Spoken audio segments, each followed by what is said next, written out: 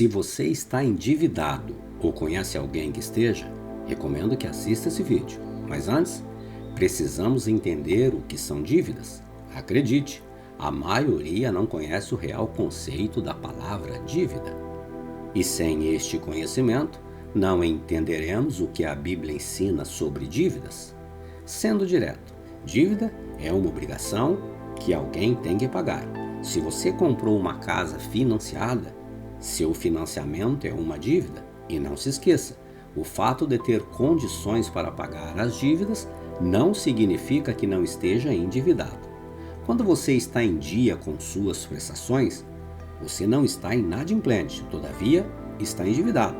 Partindo dessa conclusão, note que você pode estar endividado mesmo com o nome limpo. Mas note também que a dívida em si não é necessariamente ruim. Inclusive, existem dívidas consideradas boas. Imagine se você fez um financiamento aí para adquirir uma casa. Ela pode ser considerada uma boa dívida. As taxas geralmente são reduzidas e no final aí o valor do imóvel valoriza e em alguns casos chega a ultrapassar o valor investido. Outro exemplo seria uma dívida para iniciar ou expandir um negócio. Elas podem ser vistas como bom investimento, pois o retorno do negócio pode gerar retornos significativos. E o que a Bíblia diz sobre dívidas? A Bíblia não diz que é pecado pedir emprestado. Existem diversas passagens bíblicas nos aconselhando a não pedir dinheiro emprestado. Como exemplo, veja o versículo abaixo. A ninguém devais coisa alguma, a não ser o amor, com que vos ameis uns aos outros, porque quem ama aos outros cumpriu a lei. Romanos 13:8. Mas também ela não condena quem empresta. Não ter dívida é um princípio bíblico e não necessariamente um mandamento. Um princípio bíblico é uma sugestão que, se for seguida, nos ajudará a trilharmos o caminho correto. O que a Bíblia condena é fazer empréstimo que oprimem o pobre. Ou seja, quando o empréstimo é feito com juros a alguém que está passando necessidade, a Bíblia o classifica como pecaminoso.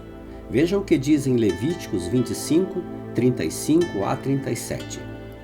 Se alguém do seu povo empobrecer e não puder sustentar-se, ajudem-no como se faz ao estrangeiro e ao residente temporário, para que possa continuar a viver entre vocês.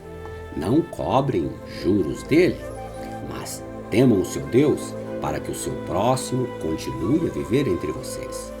Vocês não poderão exigir dele juros, nem emprestar-lhe mantimento visando lucro. Outro fato que não se deve esquecer é pedir a Deus que te livre das dívidas, pois muitos acham que Deus livrará o cristão fiel de suas dívidas. Ele irá suprir suas necessidades segundo as suas riquezas em glórias, conforme Filipenses 4:19, e não cancelar as consequências dos seus erros financeiros. Definitivamente, não é isso que a Bíblia diz. Muito pelo contrário, a Bíblia diz que vamos colher o que plantamos, pois é comum, quando uma pessoa está endividada, dizer que está passando por uma provação. E geralmente citam a passagem de Jó, um caso específico que ocorreu entre o desafio do Criador e seu adversário. Todavia, ouço dizer que a maior parte dos problemas financeiros da atualidade ocorrem porque a maioria não conhece os princípios bíblicos sobre dinheiro, assim como está escrito: meu povo perece por falta de conhecimento. Oséias 4:6. Veja que a Bíblia nos alerta sobre essas coisas. Ela nos diz que imprevistos acontecem com todos, Eclesiastes 9:11. Além disso, ela recomenda que devemos poupar para imprevistos, Provérbios 21:20, e também que devemos planejar, Provérbios 21:5, e não devemos emprestar o nome, Provérbios 11:15. Com isso, podemos afirmar que você não está passando por provação, e sim por não ter conhecimento das Escrituras. A Bíblia é enfática quando o assunto é dívida. Ela nos alerta em Provérbios 22:7: nos dizendo que o rico domina sobre os pobres e quem toma emprestado é servo daquele que empresta. Pois os juros que você paga minam suas finanças no presente e no futuro. E para deixar mais claro, fomos comprados por um bom preço e não devemos ser feitos servos de homens. 1 Coríntios 7:23. Ou seja, Jesus não quer que você viva às custas de dívidas, parcelamentos e financiamentos, pois no Velho Testamento a dívida era considerada uma maldição, pois em Deuteronômio nos diz que o estrangeiro se elevará muito sobre ti, e tu mais baixo descerá. Ele te emprestará, porém tu não emprestarás a ele. Ele será por cabeça e tu serás cauda.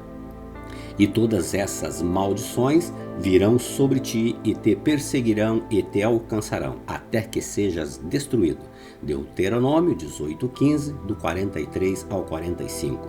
É claro que isso era uma lei do Antigo Testamento exclusiva para o povo de Israel.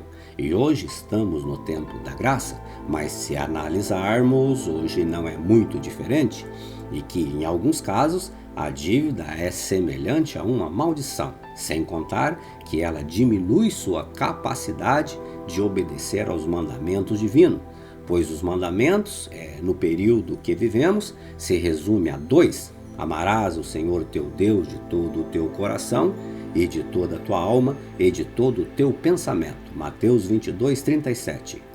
E amarás o teu próximo como a ti mesmo. Mateus 22:39.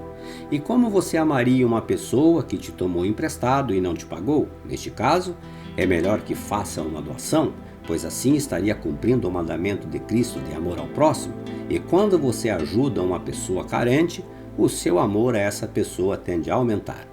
E como eu disse no início, ter dívida não é pecado, e que existem dívidas que são consideradas boas. Todavia, meu desejo é que você seja cauteloso ao contrair dívidas, e que cada um de nós possamos encontrar inspiração para traçar um novo rumo em direção à estabilidade financeira.